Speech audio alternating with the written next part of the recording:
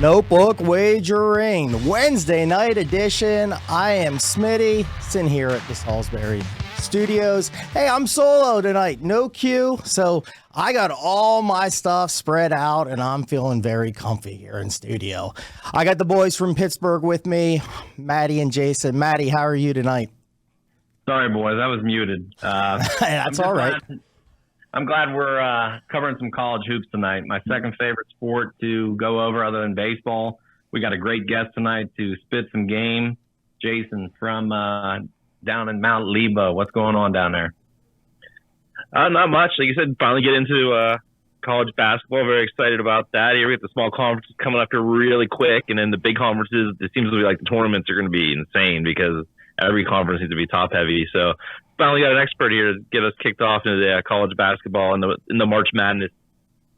Yeah, we got one of our favorite guys here. You know, he's been on a couple times with us. You can check him out at HeatCheckCBB, and he's the host at the Hangout CBB. We got Brian Rauf here. Brian, how are you tonight? Great to have you back with us, and we're in studio now. Yeah, it's nice. I like it.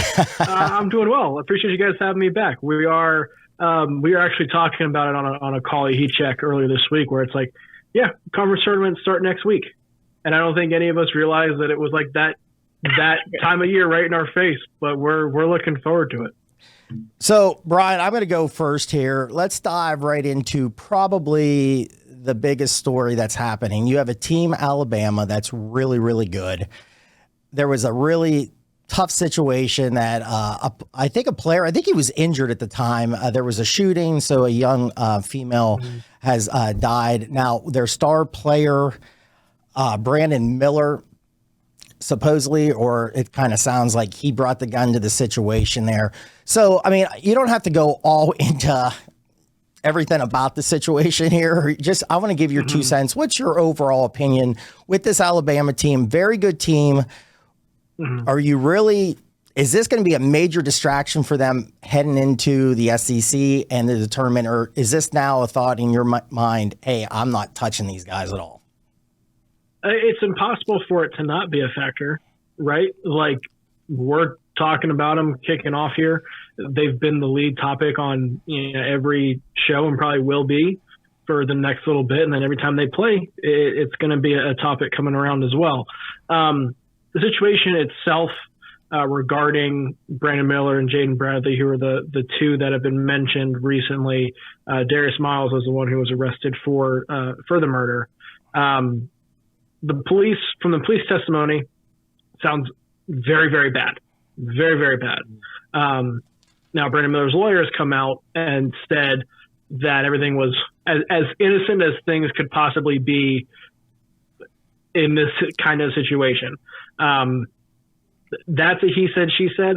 The police don't have anything to charge him with as of now, and they've said as much. But the details certainly don't look good. Alabama seems to be taking the kind of hands-off approach, and we'll let the law handle it. And that's fine to a certain extent. I'd like to see Nate Oates and Alabama take a little bit more leadership and ownership of the situation, though, because apparently this information that came out about Miller and Bradley is stuff that they've known and decided to kind of sit on and not act on.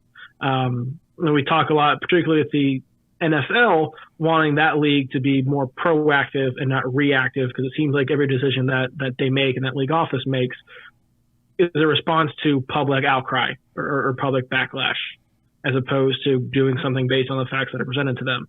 I would characterize the handling of this from Nate Oates in Alabama in the same way, where they're not doing anything. And there is a vast difference between being punished for a crime and being punished by a team, right? That you don't have to have committed a crime and been convicted for team discipline or something, right? If Nate Oates said things are being handled internally, I think you're still getting a lot of pushback from that, but it would be something other than wrong place, wrong time, which was just seemed to kind of be Nate Oates' attempt at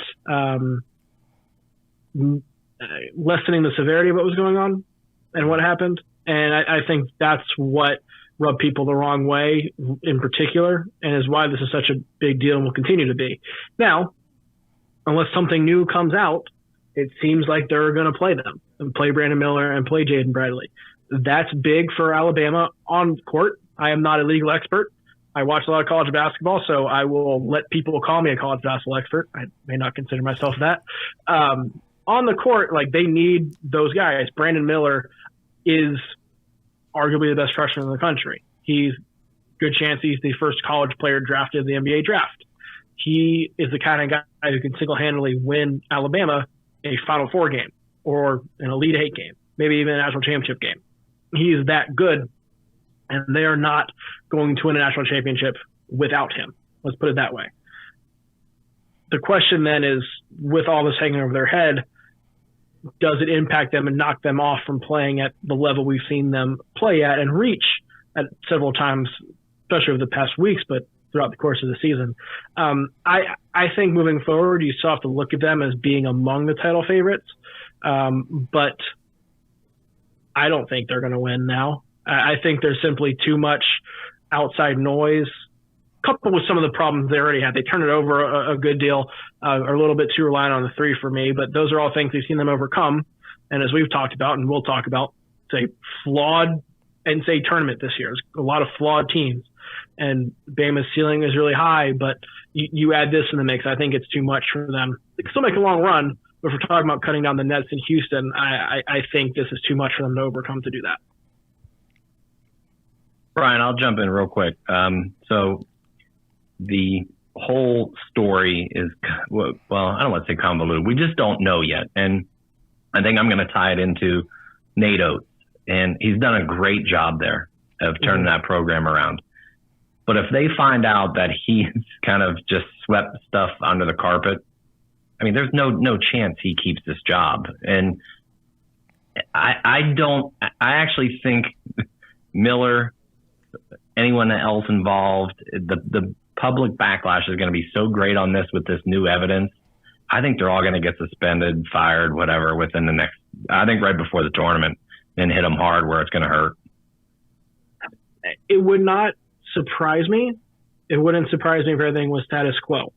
But we've seen cases where, like, if Nate Oates was not this good of a coach, things would probably have been handled differently, right? But he has Alabama set to do things and be on track to do things that the program's never done before at a school that really values winning. At Alabama, at any school in the country, we've seen this happen time and time again. If you're a good coach, if you're a good player, you get a heck of a lot more leeway than if you stink. If they want you out of there, they will use something to find a way to get you out of there at first chance. With how good Oates is as a coach and what he's proven, as good as Miller as his player and as he's proven, they're going to do everything they can in Alabama to keep them around. It's gonna take a lot, and I think just judging by what has happened so far, I think it's going to take something happening more definitively from a legal standpoint before anything comes of this. Bama seems okay to kind of sit on their hands and deflect the legal system in this case. Do you think, really quick, New Mexico State's like, oh man, at least we're out of the news right now? Because that was a bad situation, too. Maybe, but yeah. What a year for off-court things, you could do somebody on Twitter one time said, man, they have to have a 30 for 30 with New Mexico State that season this year, man. So, hey, Jason, go ahead. I don't want to take, I know you have a question, man. Go. And this whole thing started with Chris Beard. Oh, yeah. Right? Like, we're not even, like, that happened earlier this season, too, and that feels like it was forever ago. It's a soap opera. Just tune in. You never know what's going to happen. Go, Jason. So that's what's crazy. I'll go to Chris Beard. That's crazy that his name's already coming up for coaching jobs. And Q and I went back and forth on text about this. I don't think you can hire him this year. I think he needs a year to kind of get a little PR rehab. It's more than just this incident. It seems like this incident brought a lot of people shaking their head and wringing their hands like, yeah, we kind of knew this would happen. So it seems like there's a lot of maybe peripheral stuff we don't know about, where places he's worked at, where he's kind of rubbed people the wrong way. So I think he's a year away. I don't think any of these big jobs are there. And I think it's going to take a certain kind of school to hire him. Do you agree with that? I think he will be hired this year. Oh, wow. I'm with you in that it's not going to be a big job. Like I don't think he's ever going to be able to get back to the Texas level of job, that upper echelon. He's going to be able to be hired because the charges were dropped, right? And any school is going to be able to spin it. And we talk about Nate Oates, good coaches getting more leeway. You know, Chris Beard is thought of as the best young coach in the country for years before this happened, right? So he's going to get some leeway, and there are a lot of desperate teams out there, whether that's mid-majors, proud mid-majors who are looking for somebody to come step in, or more than likely, you're going to find some lower-end power conference jobs, particularly in the SEC, where they have lots of money and don't necessarily, winning holds a higher regard. That might come open this here in the next couple of weeks. It would not surprise me if he's up for and ends up getting one of those. Again, I don't think he'd ever be up for a Texas job again, or like a Kentucky, one of the blue blood jobs that he seemed to be really in line for. But he will find his way back to the power conference level, or at least a nationally relevant mid-major, I think, this offseason. Ryan, good segue there. Let's get to something a little more fun. You said it a few times. Let's go to mid-majors. And yes. I love mid-majors. I love them in the tournament. We were looking prior to you jumping online at the bracketology, the 5-12 matchups. Mm-hmm. There's 3 mid-majors that I personally like. I know these guys actually kind of like them too. College of Charleston, Kent State, Oral Roberts. Give us like 1 or 2 more to really keep an eye on for March Madness here. North Texas has a good chance to get an at-large. As long as they win the rest of their regular season games. They're a team that has solid metrics, plays really good defense. Grant McCastle, their coach, has had that program kind of low-key humming for the last couple of years. Everyone points to, I think it was 2 or 3 years ago, where they beat Purdue in the first round of the NCAA tournament. But the year before that, they may have been better than that year. And the 2 or 3 years since had been NCAA tournament level teams as well. And they've played at a high level. I'll also look at Eastern Washington. Eastern Washington does not have a lot of the metrics that these teams do. But they have the nation's longest winning streak right now. They've won 17 games in a row, have not lost since end of November, I think, or early December. And they're a team that Big Sky teams typically aren't very big. And when you get to like the NCAA tournament, there's a huge size difference typically between mid majors and high level teams. That's usually the most noticeable thing. Eastern Washington's the 9th tallest team in the country. Everybody they start is 6'6" and over. They got 6 guys who are shooting over 34-35% from 3. Good inside with all that size. Yeah, they're not the most athletic or certainly the most gifted, but they're a team that plays a really good style with really good size that in the right matchup could be problematic. And that right there is why we have lumberjacks again. Do what? Do they look like a collection of lumberjacks again, like they did last time when they beat Kansas? Yes. Not the same level, not the Groves brothers. Not the same characters, but they're good. I mean, they're I don't think they're the kind of team that can make a long run, but you give them a matchup and they could cause a lot of problems. Yeah, that was the team I had down first, and mine was Eastern Washington. You said it's 17 in a row. So 2 conferences I'm eyeing up here. I want to get your thoughts on the Sun Belt and the MAC, because the MAC is usually a really good conference that can go in there and beat some teams. You know, you look at a team, you have, I think Toledo has an 11-game winning streak. Kent State is a really good team. Akron, you know, they didn't play well last night. They had a couple wins. They've lost a couple there. Who's your team out of the MAC that you would be really scared if you were a higher seed or a good, really good team and you meet them in the first round? Yeah, out of the MAC, I would say either Kent State or Toledo. I think you're looking at either one of those being on the 12 or 13 line. Both of them have expectations of being in this position where the stage is not going to scare them.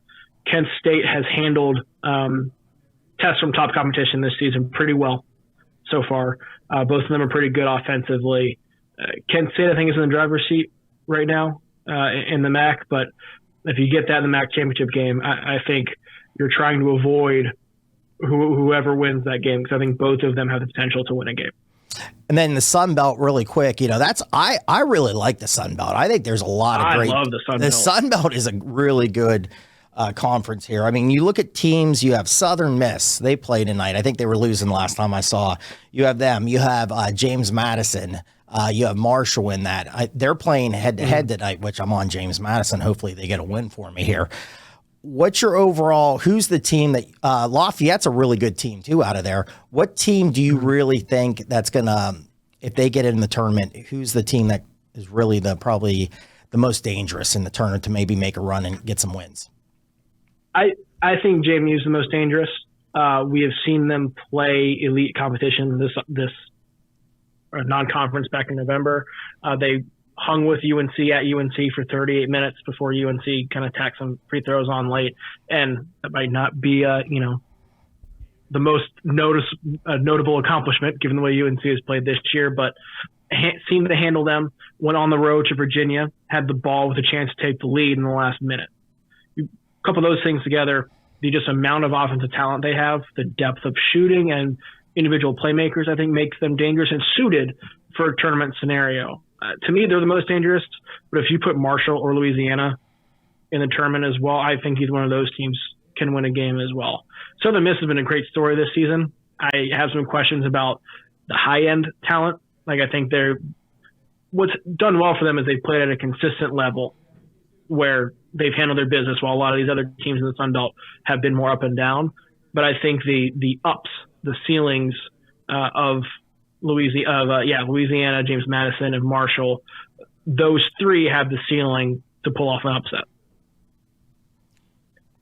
It seems like just looking through some of these lower conferences that it's not just one team in these leagues this year. Like, there's a handful of teams at the top of them. So the conference tournaments are going to be pretty interesting, one to watch. But two, also, whoever comes out is going to be live, which is not always the case. Sometimes the best team gets knocked off, and you kind of look and you're like, oh, well, that team wasn't that good anyway, because you see the second best team being a notch below. But that's the one thing I'm noticing. Like, there's like clusters of 3 to 4 teams almost on all these smaller conferences that are going to be dangerous. So is that just kind of bode that this tournament's going to be absolute chaos? Yeah, it should be. And you couple that with the fact that the teams that are probably going to be seeded 3 through 6 are all going to be vulnerable and very flawed, right? Matchups are going to play an even bigger role this season than the last couple of years. I mean, you can even go to the Horizon League. There are a couple teams at the top there, but I'll point out Youngstown State. Because if Youngstown State gets out of there, they have a top 30 offense in the country. Right, like let's say they get paired up with a Virginia or somebody, and suddenly you're looking at an upset of pretty major proportions there. Things have to break the right way, obviously, for that to happen. But you're looking at those kind of cases with a lot of these conference tournaments where there are teams who might be really good at one thing, and in the right matchup could be a problem. But they're not the odds-on favorite in their league for whatever reason, or there's a group and they haven't been able to dominate the way you would expect them to. It's going to be a really fun couple weeks here coming up for that reason. It's the time that kind of separates, and it's crazy to think that this time last year, St. Peter's was barely above 500, and we were all talking about Iona being the team in the MAC that was going to really pose problems. And so this is make or break time for coaching careers, for player legacies. It all happens right now, which is one of the reasons we love it so much. Brian, I'm going to give a special shout out since you brought up Youngstown State. There used to be a bar there called Pogo's. This goes out to all my Slipper Rock guys. Pogo's penny draft night. Couldn't beat it as a college guy. All right. Yeah, just think of the stories that could come from that. So I'm going to spin it a different one. That was a good one, Matt. You've been there. Oh, I don't know. I might have. So we're talking about these smaller schools. How about the one team, and talk me off this ledge, why is Tennessee going to be the first one to get knocked out early? They will not be the first one to get knocked out early. So I've been very anti-Tennessee, and I've been pretty public about that. I also had to be pointed out to me that they have beaten every mid-major they've played by about 30 or 40 points, just blown the doors off of them. That's one of the reasons why the analytics love them so much. The issue is that they're about 500 against good power conference teams or the better teams that they've played. And that's where the issues come in with Tennessee, with the lackluster offense and just the lack of individual creators, the lack of explosion, where those offensive ruts they get stuck in really hurt them. So I don't think they're really in line for a first round upset, particularly if they end up on that 2 line. But you go face a 6 seed or a 7 seed in the second round, I think that's where the danger starts for the Vols. Yeah, I like it. So let's go right into a team that was runner-up last year. And we're talking about North Carolina here. 0-9, I believe, in quad 1 games this year. Brian, are they going to make the tournament? I have a hard time believing they won't. Is that just because of the name North Carolina? That, and I think they'll beat Virginia this weekend, which will give them that quad 1 win. And then you have a team like UNC in the bubble, have a team like Kentucky in the bubble. You're going to get them in. Worst case, slide them in the first 4 because then you get more TV numbers than you normally do for the first 4, right? RJ Davis, Caleb Love, and Armando Bacot are all very good players. And they have been very good players throughout much of the season, although Caleb Love has been inefficient. Outside of those 3, though, like, who has been good for them? And that's been the big thing. We talk a lot about their offense, and that's been beat to death really early on in the season about how they weren't moving the ball and all these different things. But they have no bench. Pete Nance has not been any kind of replacement for Brady Manek. And Leaky Black has been who he's been, which is a serviceable, role player, good defender, 5th offensive option. They don't have it. They're not a good team. And it took me a while because they did this last year and then picked up around this time. It took me a while to realize that this team is different and that's not happening. That turnaround is not happening. If they beat Virginia, it's because Virginia stinks. Because Virginia does stink. It has nothing to do with UNC until they turn their season around. Like, this is who UNC is.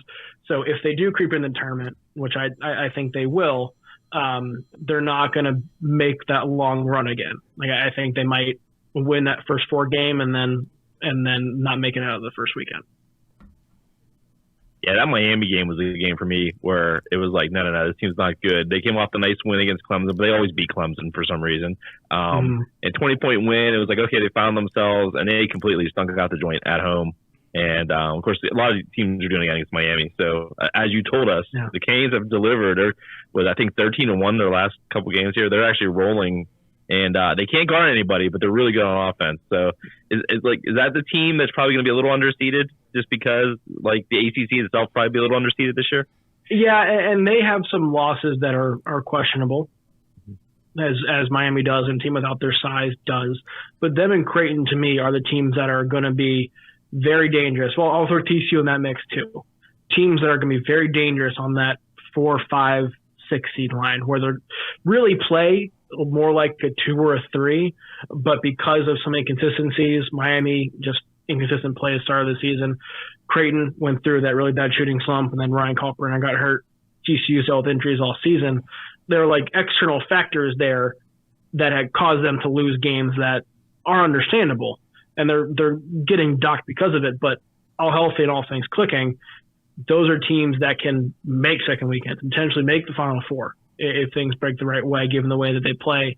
Miami, to just go back to the Canes, the recipe is the same as it was last year. You have a bunch of really good guards, and really good guards win in March, and they put 3 on the court and say, okay, go make plays. And they do, and they can. This year they have a legitimate big in Norchad Omier. He is 6'7", not a huge guy, but an excellent rebounder, an excellent shot blocker, and gives them a presence down there they didn't have last year. They made the Elite Eight last year. They might not make it this year, but I do think that this year's team is a little bit better than last year's team was. All right, Brian, last one for me.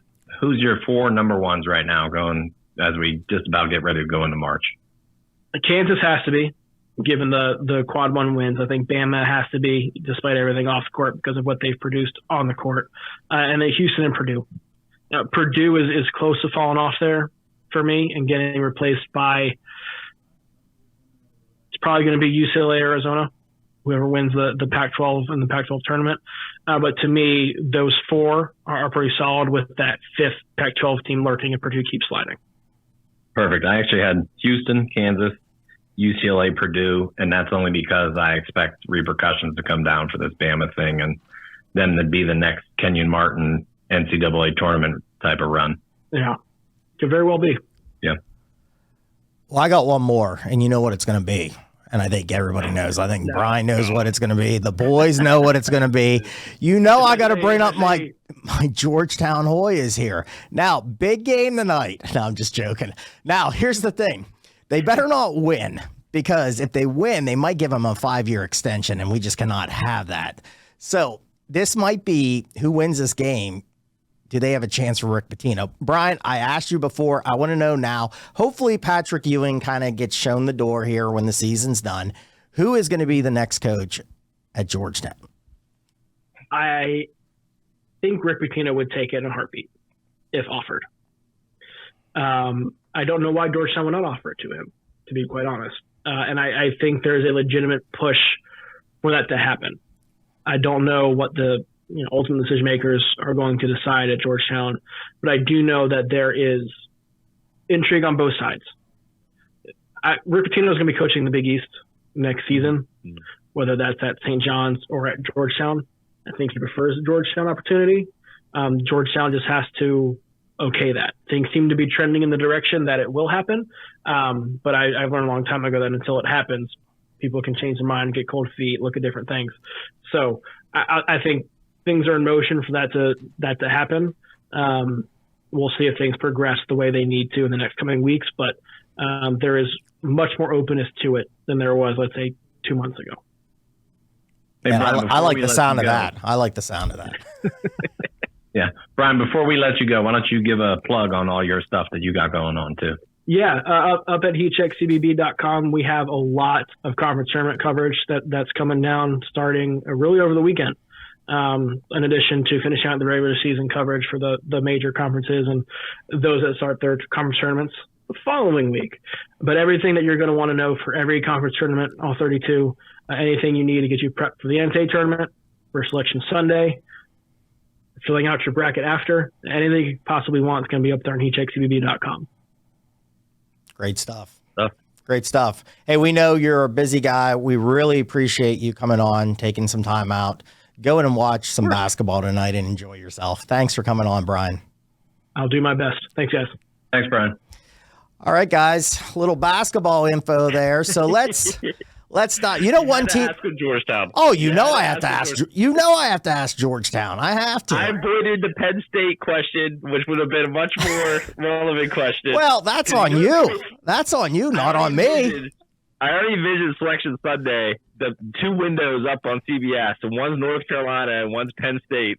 After Penn State knocks off Northwestern at Northwestern, beats Ohio State and splits with Maryland and Rutgers, and you know it's going to be up there. You already know it's over at that point, right? Like, you're just going to sit there. I literally will turn the TV off and just go shoot baskets in the driveway like I used to. Hey, you have to add a third. You got to add a third window. That you got to put Syracuse up there too. Always get out of here. Always. Come on, they'll make a run in the ACC tournament. They'll beat. That's true. And then NC State, and they'll get the 20 wins and be 20-15, and you know they're going to be on the bubble. Hey, you got to remember. You got to remember, guys, where I'm at the studios, man. We're right outside DC here, man. There's people all over the place with Georgetown jackets on down here. They're excited. They need a winner. I haven't seen a Georgetown jacket for years down here, but I had to ask the question. So, hey, what can you do? You know, one team I wanted to ask him, and I missed was Hofstra, man. They're on fire. I think they've won 10 in a row, too. That's another team that would be a really interesting team to get into the tournament there. And if we had Brian longer, I think the thing that I would have liked to ask is this the year, and we praise and harp on this all the time, is this the year that the mid-majors who might lose their conference tourney actually get in over Kentucky, over Carolina, etc.? He gave us a little Easter egg there with North Texas, because that's a team that I've heard has to win to get in. Right. And but Florida Atlantic out of the Conference USA is in, I think. There's one of those teams. There's a couple, like Charleston is on the bubble. We know that. They're getting hurt actually by North Carolina not helping them out by like strengthening that schedule a little bit. But so that's Hofstra's league right there. So one of those two, this is what we're talking about. Like, this is the first year I've seen like every league has two legitimate like scary teams at the top. You talked about the MAC, Kent State and Toledo. I would not want to play those teams in the first round. One's really good at defense, one's really good at offense. Like, it's going to be pairings are going to be interesting because it does seem like there's a lot of lopsided teams out there this year where you're either good at offense or good at defense, but not both. And there's only a handful of teams that are good at both. I think there's that, Ken Palm metric. Everybody talks about the top 40 offense, top 22 defense. And there's only like 6 teams right now that usually have that criteria. Usually there's about double that at this point, and they kind of fall off. So kind of interesting. Like, you're going to see some crazy matchups here. And I do think the small guys have chances. They just got to get in. Yeah, I think another one to look at is the Mountain West. Does San Diego State and Boise State both get in? I think they should. I think they're both in. I think Utah State and Nevada is where the question is to start. San Diego State's, I think, in. I think that's a pretty good team. They can actually score this year, too, which is a new thing for them. Yeah, I think Utah State really needs to make a run in their tournament. They've had some key losses here late in the season. I think they were looking okay, and now the last couple of weeks they've struggled a little bit here. I think they did win last night, if I'm correct on that. So, all right, guys. Hey, let's change up pace here. Let's go to the XFL. What's your thoughts? What's your opinions? I'll tell you a funny story. So myself and my wife, we were out and we stopped and grabbed a quick bite. The game was on. It was the Arlington Vegas game, the first game. And I'll tell you, the people sitting around us were intrigued a little bit. Now, I was talking a lot to my wife about it, and a couple people overheard me, and they were asking me a lot of questions. They were like, how do you know all this about it? I said, well, it's just part of my job. I have to know because we got to win the cash on some of these games. What's your overall opinion on it, guys? Did you like it? Did you not like it? Maddie, what'd you think overall if you caught any of the games?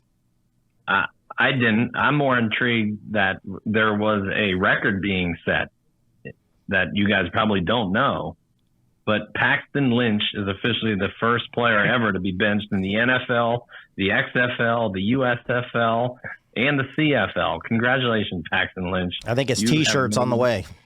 Yeah, you get your own trophy. Actually, Smitty, I didn't watch the games, but I did dig in, and I did see some good things. And we kind of talk off air about our power rankings and stuff. And I'm going to go right to the top. I just want to shoot out the best team I think that's out there. And I don't think they made our initial top spot, but I think the Houston Roughnecks might be the top team. And it's also because I really like Wade Phillips as the coach, probably the best tenured out there. But man, that Max Borghi, the old BYU running back, he's going to get some touches, and he's a battering ram. So they might be able to win a bunch of ugly games like we saw that first week. Yeah, one thing I want to jump in here, the over-unders were about 35-36 heading into the first week here. 3 out of the 4 games did get into the 40s. I really liked it. I know myself and Jason, we talked a lot about these. I watched every game. I'm not saying every play, but I watched a good amount of it. I thought it was a lot of action. The games really came down to the end. The only one that wasn't really good was the Roughnecks, like you just said there, Matt, maybe the best team. They did play an Orlando team that myself and Jason said they're not very good. Orlando, their offensive line is not good. Jason kind of brought this up last week on the show about these offensive lines maybe not clicking early. I think you saw that a little bit. Some of these teams couldn't really run the ball. Now, DC, I thought they ran the ball extremely well. The thing with DC, I'm going to say, that was a great game. I mean, if you watch, that's the soccer stadium down here down in DC. Good. I think it's about 20-some thousand. They took the beer snake away. They weren't happy, throwing lemons on the field. And you talk about shaking. I said, man, get Ben. Well, that was Ben DiNucci, right? The quarterback. After that situation, man, he could not do anything. And I was flipping out because I had a money line on Seattle. And then it did get great drive. They got down to the 1 yard line with like 20 seconds. I have no clue what play call they tried to do. DiNucci fumbled the ball and there went the game. Great atmosphere there in DC. The thing, and Jason, I want you to jump in then. The thing that scares me a little bit about DC, I think they can run the ball well. You got 2 quarterbacks. I kind of like King over the other guy.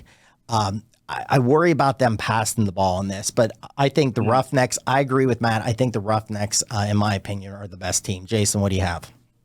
Yeah, I think we talked a little bit, though, with Houston that the one thing you have to wait is that they played Orlando, who does look like they're the worst team. Like, that's the one thing that kind of stood out. They, they came out pretty well in the first quarter, but after that, you just thought the lines weren't really that good. The defense isn't that good. So, got to kind of wait that with Houston. But Houston looked really good, really sharp on offense.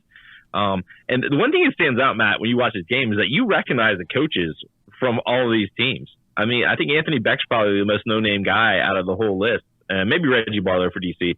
Because, I mean, he's a first-round pick, though, I think, with the Jags a long time ago. Mm-hmm. But, Wade Phillips is a really good defensive coordinator. I know he's an older guy, but, this guy, he's coached some NFL playoff games. And he's coaching, in the XFL.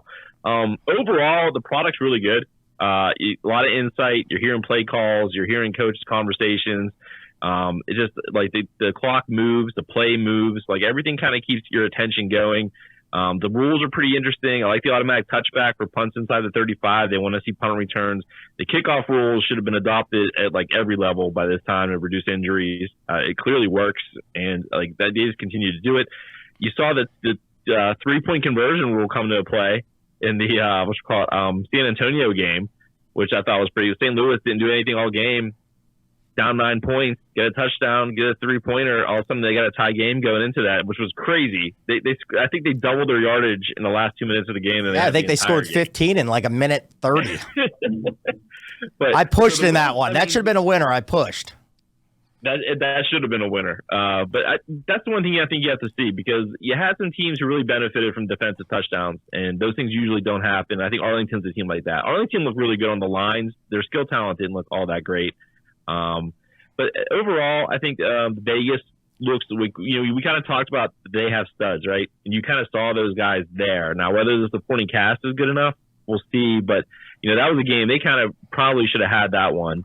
Kind of slipped away. So it'll be interesting this week, because you get that week 2 now, right? And these guys maybe have been preparing for a little longer for this first week. Now you got the short turnaround with a Thursday night game, which I think is genius, because Thursday night is a football night and it's a football betting night.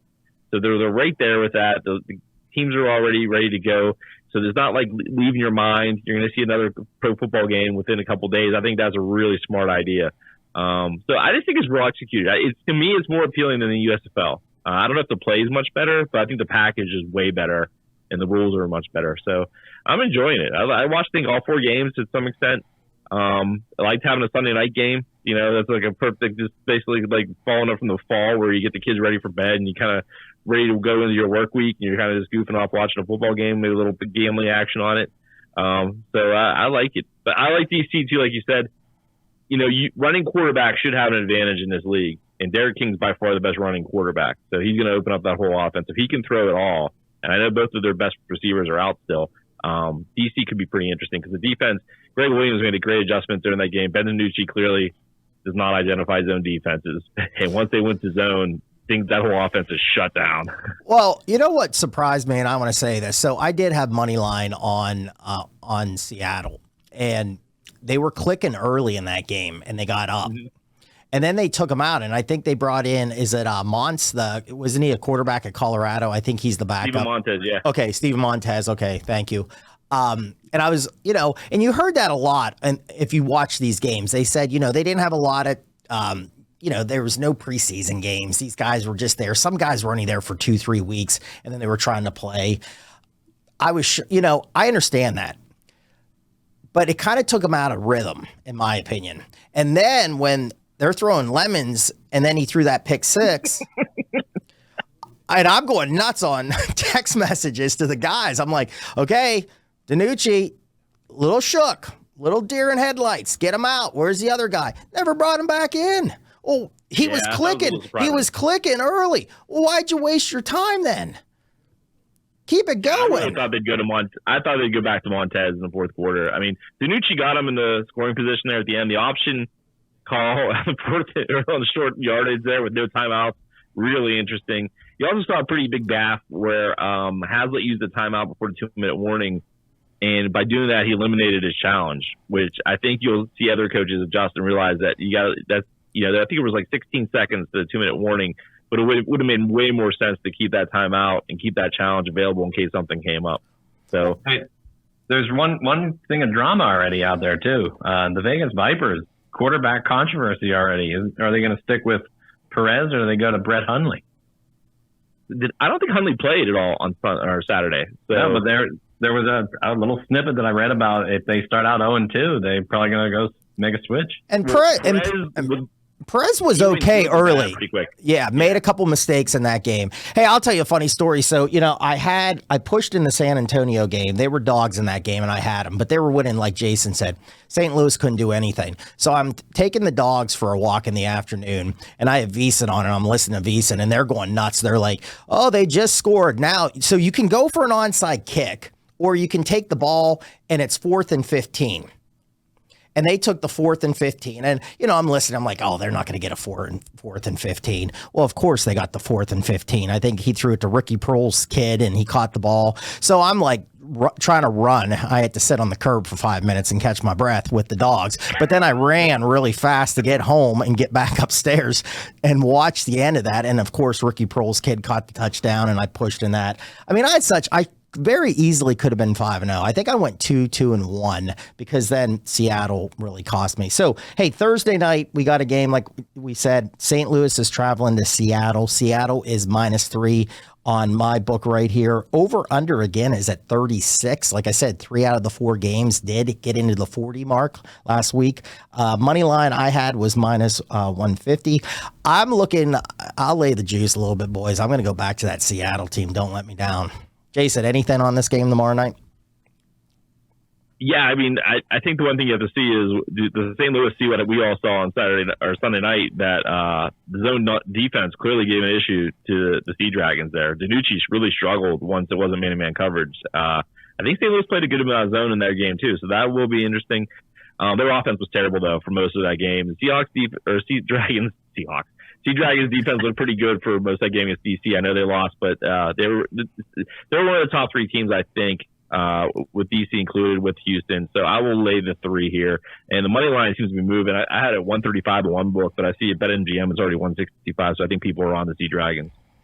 And the only go ahead, Matt. I'm sorry. The only thing I looked at is the over, which you brought up. I think because Seattle really does sling it around. I think I'm not going to try to pronounce his first name. I'm going to get it wrong. Johar Pearson.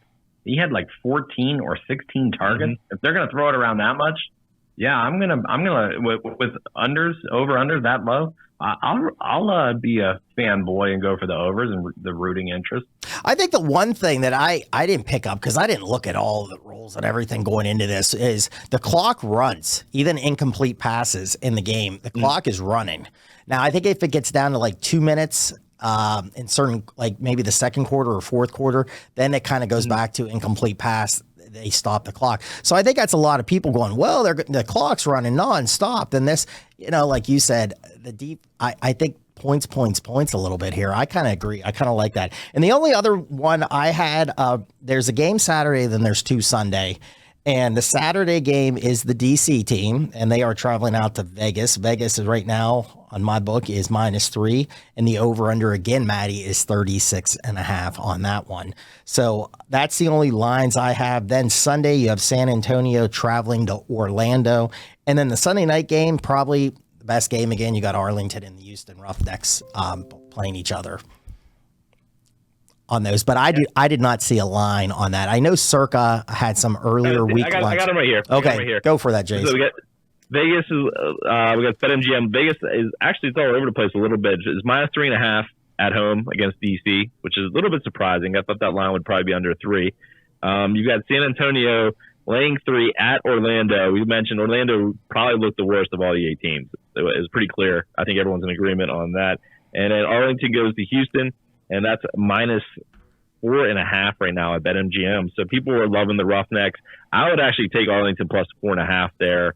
Like I said, I think you need to wait Houston until you see them play somebody else, because I do think they played the worst team in the first weekend, and they were prepared. I mean, they took advantage of what was there, but like I said, I think there's one clearly bad team so far out of the 8, and it's definitely the Orlando. And the only other thing with the XFL is, if you watched our show last week, Maddie said Josh Gordon will be out of the league in 3 weeks. He played, didn't play bad. So we're going to week 2.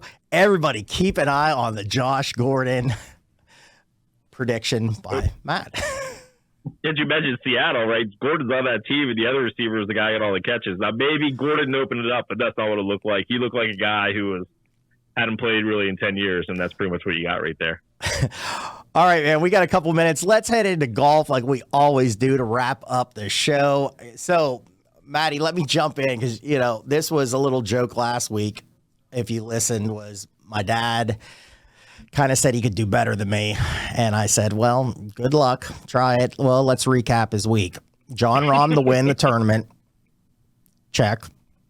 John Rahm top 5. Well, there's another winner. Patrick Cantlay, top 10, winner. Tom Hoagie, top 20, winner. Well, I had, and I'm going to be like Matt, Keith Mitchell. I had Morikawa, top 5. Hole 18, Keith Mitchell sank a birdie, knocked my guy out of the top 5. So, Keith Mitchell, you're on my list. You only thought Maddie had the list. I have a list now, and you're on it.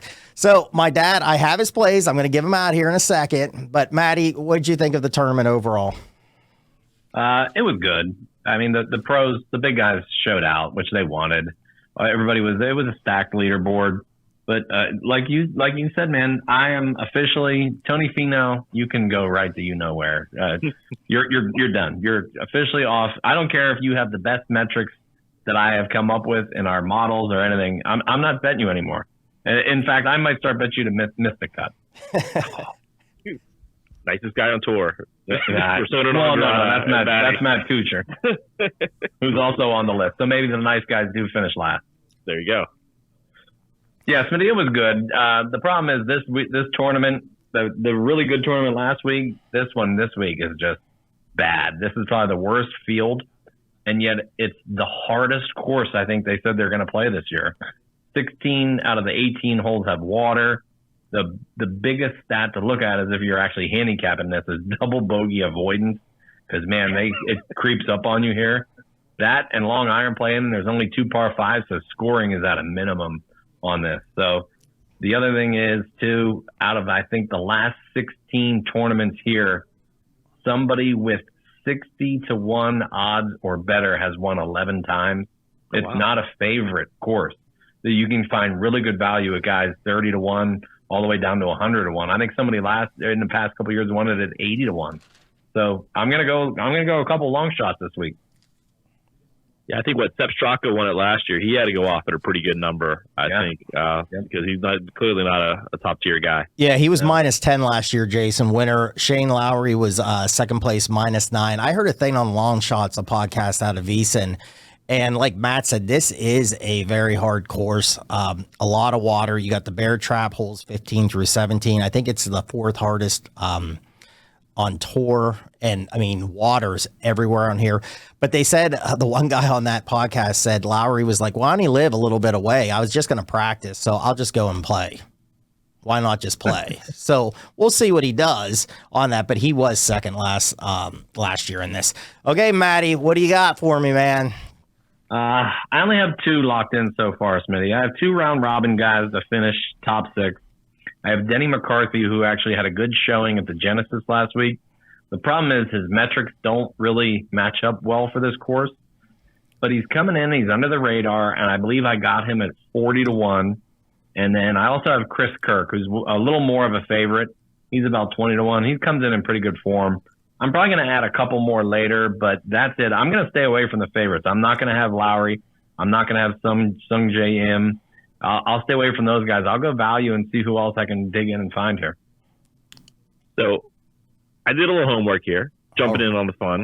And great Twitter site, PGA Splits 101.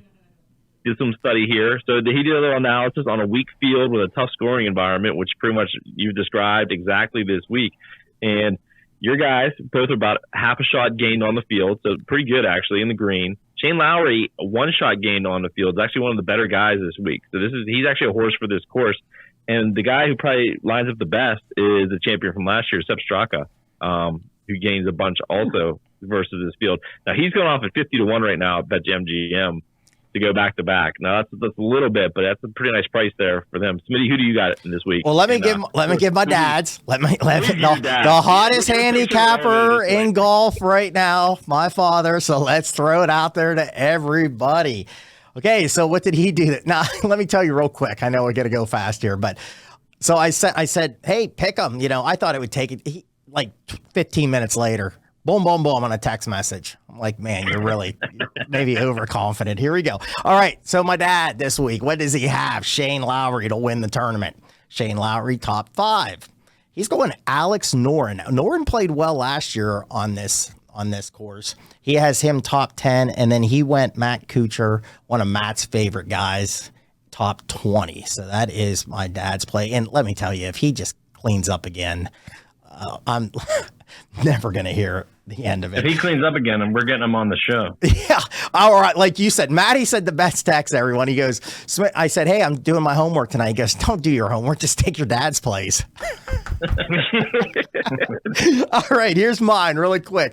I got to win Aaron Wise to win the tournament. I have Aaron Wise top 5. I'm with Matt. I have Chris Kirk, my best bet of the tournament, top 10. And I'm going Lee Hodges, top 20. Ooh, that's a risk there. I like it.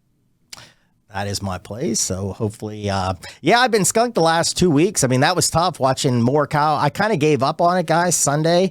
And then I looked and he was like, I'm like, oh my goodness, he's in the top 5. I'm going to get a bet. And Keith Mitchell, week before I had Keith Mitchell best bet, I think top 20, and he couldn't get in the top 20, but good job there, Keith Mitchell. Way to sink that long putt on me on 18. Knocked my guy out. Going from cashmere to wool. Oh my goodness. All right, boys, that's all I have. Does anybody have any fun? Can I just say my best bet? USC Upstate just won by 2. That's 4 in a row for the site. Nice work. I love it. Keep it going. Good job, boys. Over the Presbyterian. I think they've lost like 17 in a row. You had to go against them tonight, so I'm a little pumped up deep there. into the Big South. Like I said, hey, it's small conference time, so we're no better than a big bet to go to small conferences. It's their time to shine. You got to dive deep sometimes, man. You got to really dive deep and get that, and that's what I did today. Big win there, so great job by those guys. But anything, guys, before we take off here? No, sir. Just check us out, listen in, subscribe, shoot us messages, man. We'd love to answer some questions. We're probably going to take some phone calls down the road too after we get some kinks worked out as well. So we hope to hear from everybody. All right, guys. Well, that's all I have, man. Everybody, thanks for tuning in, and best of luck this week. Cash those tickets, and until next week, we'll see you.